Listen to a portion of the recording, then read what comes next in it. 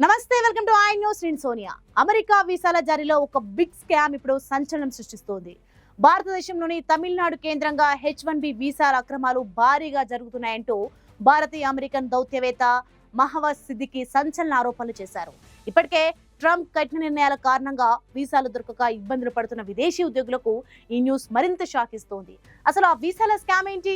నకిలీ డిగ్రీలు, రాజకీయ ప్రోద్బలం అంటే ఏంటి?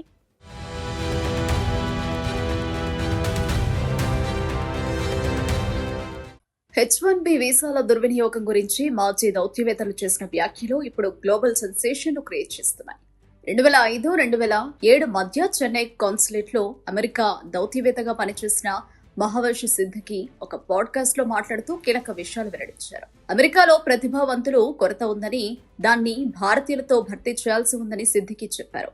అయితే భారతీయులకు జారీ చేసిన 80 నుంచి 90% H1B వీసాలు నకిలీవేనని ఆరోపించారు. ఉద్యోగులు నకిలీ డిగ్రీలు, నకిలీ పత్రాలతో వీసాలు పొందుతున్నారని, వారికి సరైన నైపుణ్యం లేదని స్పష్టం చేశారు.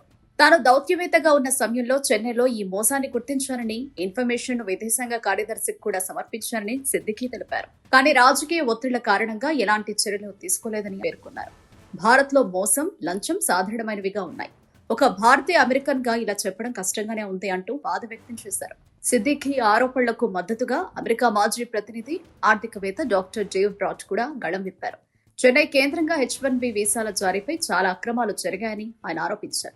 భారతదేశానికి 85,000 వరకు మాత్రమే H1B వీసాలు జారీ చేయాలని పరిమితి ఉండగా, ఒక చెన్నై నగరం నుంచి ఏకంగా 2,20,000 H1B వీసాలు ఎలా వచ్చాయని బ్రాట్ ప్రశ్నించారు. అంటే ఎక్కడో ఏదో పెద్ద మోసం జరుగుతుందనేది క్లియర్ గా అర్థమవుతుందని ఆయన అన్నారు. వీసాల కోసం తప్పుడు మార్గాలను ఎంచుకునే ధోరణి నిజంగా ప్రతిభావంతులైన ఉద్యోగుల అవకాశాలను దెబ్బతీస్తుందనేది ఈ విశ్లేషణ సారాంశం.